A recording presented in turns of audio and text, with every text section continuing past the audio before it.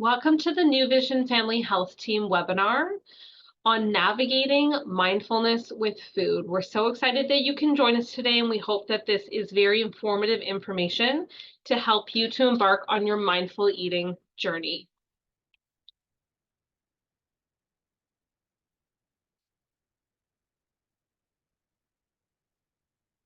Today, we'll be talking a little bit about what is mindful eating. To break it down, mindful eating means purposely paying attention to your eating experience. It's an experience that engages all parts of us, which could include our body, our heart, and our mind when we're choosing and preparing foods. It is also a very essential component of what we call intuitive eating. Being mindful can really help us understand what's going on in our everyday eating experiences and the decisions that we make around food. When we integrate mindful eating into our life, we are making more conscious choices of the food that we are eating and the habits that we engage in when it comes to our eating behavior. Mindful eating involves all of the senses and immerses us in certain aspects of food like color, texture, scents, tastes, and even the sounds, like the sounds of us eating or drinking during an eating event. Mindful eating also engages and encourages curiosity and a bit of playfulness as we investigate our own personal responses to certain foods and our inner eating cues like hunger, fullness, and satisfaction. These are concepts that we will talk to today.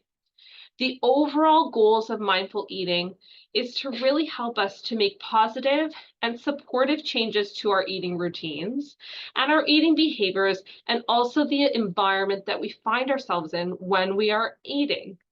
We also want to support ourselves in making healthy eating choices and making those choices a lot easier over time. And again, as mentioned, we want to support the connection with our body and our mind. We want to talk a little bit about what are different phases of eating. How do these different phases help us understand a little bit more about our eating experience? When we enter an eating experience, we start by entering the phase of non-eating. This occurs when we're really not eating anything at all, but we are noticing too that our physical hunger isn't really present yet. As we start to notice that our hunger is emerging more and more, we start to move towards what we call the preparation phase of eating. In the preparation phase of eating, we start to think about the foods that we want to select in order to engage in an eating experience. We really are starting to ask ourselves the question, what would I like to eat? We make many decisions about food every single day. And it can be helpful in preparation phase to be mindful that hunger is not always present when we are making certain food selections. For example, we might be in the preparation phase of eating when we're engaging in meal planning. That might happen on a weekend, but maybe we plan to not actually eat or have that meal until a few days later. It can be really helpful to make sure that we're in the preparation phase of eating when we are maybe only slightly hungry or not hungry at all. This can sometimes allow for us to be in a more mindful space and allow us to make more nutrient-dense and balanced food choices. The third phase of eating is what we call the pause phase. What does pausing look like for you in particular before you eat? Does this feel challenging or maybe feel impossible? Pausing or cultivating the skill of the pause, it can help us to connect to our felt sensation of hunger. For some people, learning what hunger means to them is something that we need to relearn. The pause phase also connects us with the intent of providing some self-kindness through food provision ahead that is coming or that we're looking forward to. The fourth phase of eating includes increasing our personal awareness of hunger or fullness that is present. We might engage in a sensory experience with the food that we have in front of us. We might see the food or smell the food, taste the food, touch the food, or feel the experience of being surrounded by the food in a certain environment. As we approach the fifth phase of eating, this is what we call the end of the meal. The end of the meal is when we usually can sense a physical fullness. Hunger has ended and we've entered a space of feeling full. The goal within the fullness space is to feel comfortable fullness versus pushing into a space of discomfort when it comes to our food intake.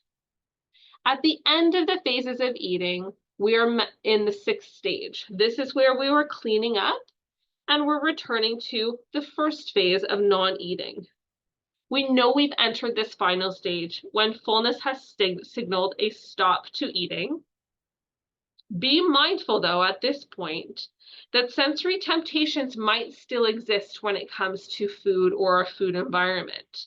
We might still smell smells, we might see certain food, or we might have a lingering taste as well associated with the food that we've just consumed. In other words, our surroundings are providing us with many eating cues, which can sometimes lead for some people to mindless eating experiences.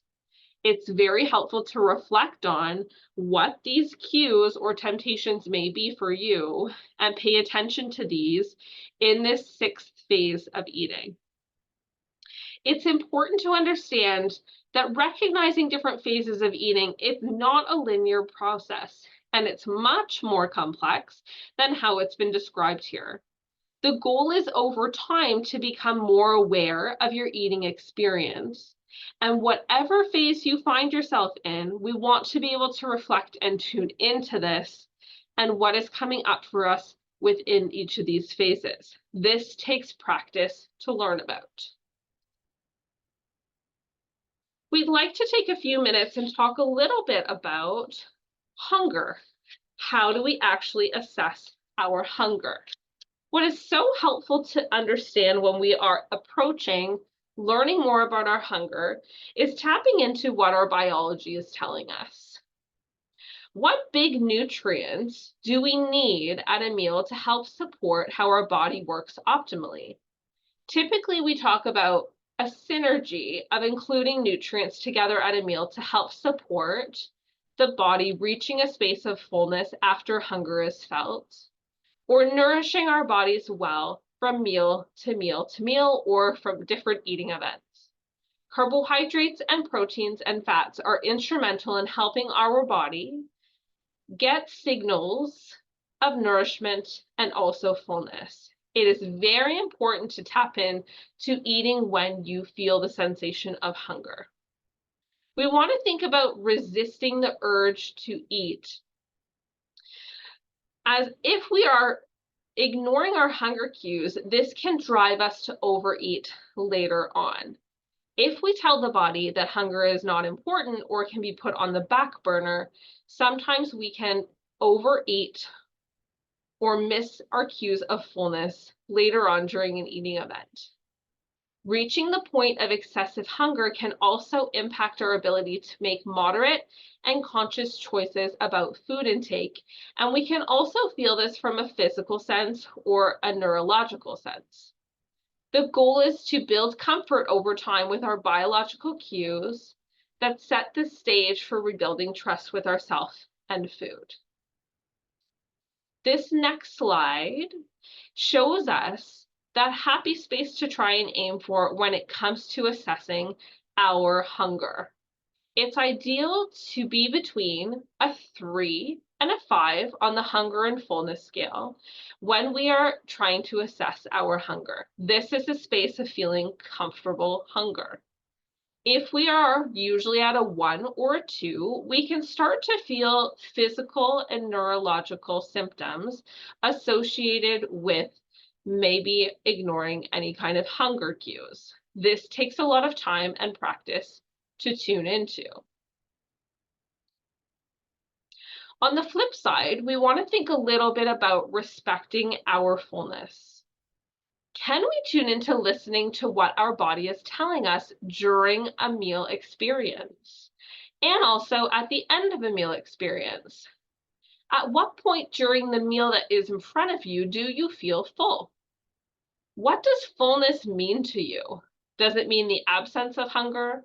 Does it mean that you feel comfortable and satisfied, or stuffed, or really full like you can't take another bite? Again, the goal is to look for that space where you are comfortably full. Bringing in the idea of mindful eating when we're assessing hunger and fullness is key. How does your food taste? How does your food look? Tune into your current fullness level and practice identifying this over time. Remember that stopping when you're comfortably full is absolutely okay. We don't have to finish our plate, and trust that our body will signal to us when you are hungry again, that food is available and that it is okay to eat.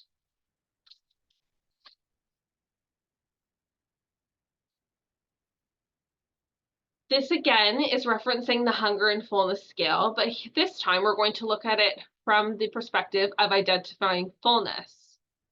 Ideally, it's very helpful to tune into sensing fullness at a comfortable space, typically between a 6 or a 7. If we are getting to a point of an 8 to 10 on the scale, we may feel overly full. And this is a space where we can learn and have the opportunity to identify these times when we might feel this way and see if the next time we're in an eating event, we can try to get to more of a comfortable space around a 6 or a 7. This is a supportive resource from the Dietitian Success Center. It is not to be taken over medical advice provided, and it is adapted from the Intuitive Eating Workbook. A last factor to consider when we are working on integrating mindful eating concepts is sensing our satisfaction level. It's important to determine how satisfied are we from the meal or the eating event that we find ourselves in. Food is meant to be enjoyed, so a helpful question to ask ourselves is the food I'm eating filling me up and satisfying me? I often give the example that if we were to think about a favorite food, say ice cream, that might be very, very satisfying to you on a hot summer's day. But if you're recovering from the flu, ice cream might not be your first choice for a food to consume. The satisfaction of that food after the flu might be much lower. When you think a little bit about satisfying foods that leave you comfortable after a meal, it's helpful to determine if the food is providing you with that synergy of nutrients, or is it maybe what we can refer to as a low food? Is it low fat, low calorie, low carb? How is this food making you feel 1 hour or 2 hours or even 4 hours after you've consumed it? Was it satiating? Was it satisfying? The goal is to think about including satisfying foods in your dietary pattern in a nurturing and enjoyable eating environment, and learning over time how to tune in to how this nourishes you during the day. It can also be surprising when we think about that synergy of nutrients or very satisfying foods that are included in our eating pattern, we might find that much less food is providing us with adequate and balanced nutrition, and that it might be enough for us. Tuning in and trying to build these skills over time by sensing the satisfaction factor is something to cultivate. Now we are going to practice, and I invite you to join me in a supportive mindful eating meditation or breathing exercise. This is a supportive monologue from Christine Milovani, who is a licensed therapist who provides us with this mindful eating script. It can be helpful if you would like to pick a small food item that you enjoy. This could be something like a small raisin or a piece of chocolate, or you may just want to envision your favorite food in your mind's eye as we walk through. I invite you to begin by connecting to your breath and your body.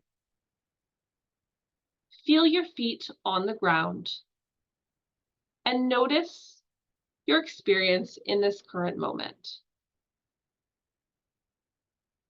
While you are aware of this moment, notice any thoughts, sensations, or emotions you are experiencing.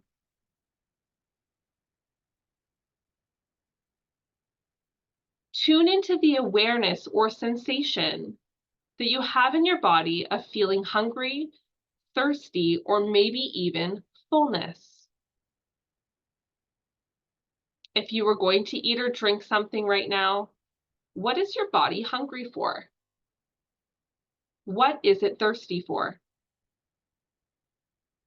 Pay attention and notice with awareness the sensations that give you this information. Now bring your attention to the food item, either in your hand or imagine that food. And imagine that you're seeing it for the first time. Observe this food with curiosity as you pay attention and notice the color, the shape, the texture, and the size. Is there anything else that you notice, sense, or feel relating to the food? Imagine what it took for this item to get into your hands. Sunshine, water, time, processing, cooking. You may choose to be aware of gratitude for all of the people and all of the steps involved in cultivating and preparing this food item for you. You may choose to bring in your own gratitude or blessing. Now picture placing the item between your hands and feeling the texture, the temperature, the shape, or any ridges. You may notice that the food is smooth or sticky. Notice if you have any thoughts, sensations, or emotions at this time. Continue to breathe and be fully present in this moment.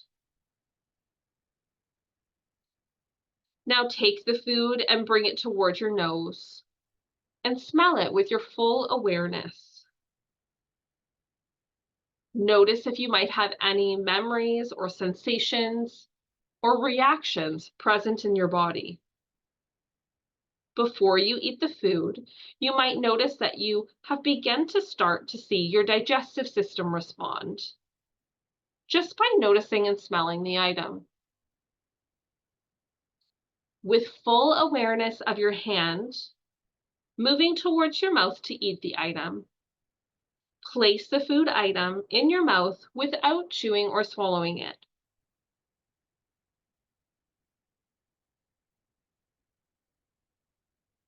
Sense what parts of your mouth are involved in the eating process. Notice the flavor and the texture. Notice the physical sensations that come up in your body, especially when it comes to your mouth and your digestive system. Continue to breathe deeply as you explore the sensation of having the item in your mouth. Now start to take a bite and notice the flavor of the item.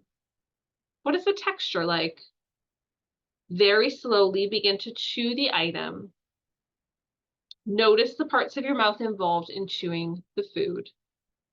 Notice the sound and the movement of chewing as you continue to notice any sensations and flavor coming from this food item.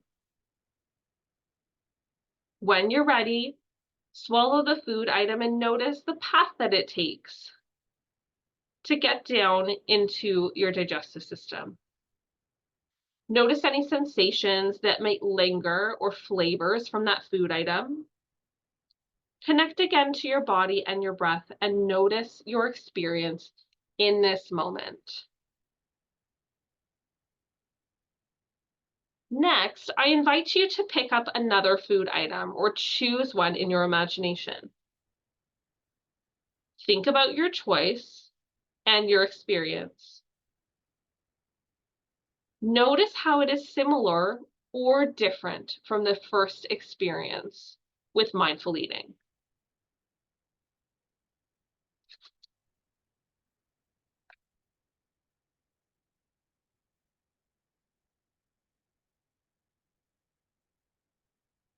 Thank you for joining me in that mindful eating practice. This takes a lot of time to consider and a lot of reflection. It's helpful to determine how did that practice with mindfulness differ from your usual experiences with foods at eating events or meals. We'd like to move on and leave you with a few thoughts on engaging in self-care or self-support or self-tending that's not related to food. An important question to ask yourself is, how do you nurture yourself when you're feeling high levels of stress? Is it often the answer of, I turn to food? Or are there other ways that we can integrate some support over time? Emotions are a human right that call to be tended to, but food will not provide us with the tending that we are needing in the long term. It's helpful to determine some other supportive ways that are unique to you that may be helpful to help you combat stress. This might be investing in a coloring or a sketchbook that you enjoy. It might be taking a walk in the park, turning off your phone for a few hours. It could be reading a good book or making yourself a warm beverage. Think about what could be true for you and what could be supportive in acknowledging emotions that you're feeling, but also tending to these emotions without food. Emotional eating can be a signal that you need some tending to. It's very important to acknowledge when it's arising, take it for what it is, but also dive into exploring some ways to soothe yourself without food to find the true comfort that you are needing. Another key support when it comes to nurturing yourself might include moving mindfully. It's important to ask yourself the question, what do you find joy in when it comes to movement? Do you like what you're currently doing? Or do you dread that time of the week when your workout comes around? Do you dread the environment where you're typically doing your workout? Do you feel excited and fueled by the type of exercise or movement that you're engaging in? How do you physically feel once you've finished your workout or your movement? Do you feel tired, depleted, desiring a nap, or do you feel energized? Do you feel nourished? Find a type of movement style that feels nourishing for you and not punishing. Figuring out how movement or exercise activities make you feel, aside from looking at the aesthetics of movement, can be very motivating and empowering for people. This might include feeling more energy on a day-to-day basis, sleeping better at night, busting stress, or feeling improved mobility in your body. To wrap up today, we'd like to leave you with an encouraging quote that is relating to mindful eating. You are the person who knows yourself most intimately. Therefore, you are the person who can take care of yourself in the best ways.